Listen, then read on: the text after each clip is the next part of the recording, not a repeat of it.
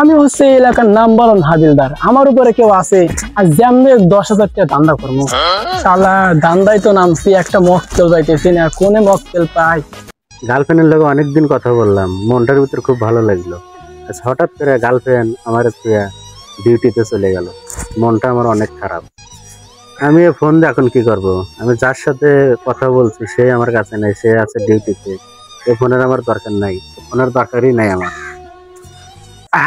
মক্কেল একটা পাইছি, দাঁড়া এটা টুপি পরাবো। এই তেন বসে কি করিস? বসে আছি। তোর চেহারা সুরত তো ভালোই দেওয়া যায়। এই তুই গাঞ্জা খাস? গাঞ্জা খাস? আমি নিশ্চিত তুই গাঞ্জা খাস, তোর কাছে ইয়াবা আছে। বাই কর, বাই কর। স্যার স্যার স্যার বিশ্বাস করেন, আমার গার্লফ্রেন্ডের কসম করে বলতাছি, আমি গাঞ্জা মাঞ্জা কিচ্ছু খাই না। না না না চান্দু, ওটা বলি তো এবো না, তোমার চেহারায় কই তুমি গাঞ্জা খাও। আচ্ছা তোকে মাফ করে দিতে পারি, একটা শর্ত আছে। 1000 টাকা দে। স্যার 100 টাকা। 100 টাকা দি। তা তোকে মাফ করে দিছি। কি করি? তোর 100 টাকা দাম হলো।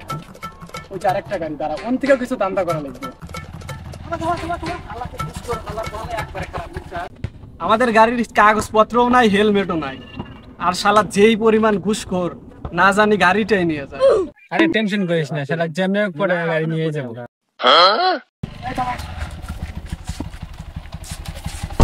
এই তোদের হেলমেট কই আর গাড়ির কাগজপত্র দেখা?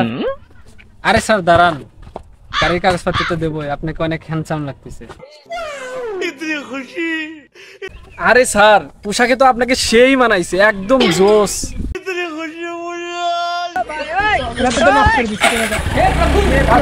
हे हरि नाम कृष्ण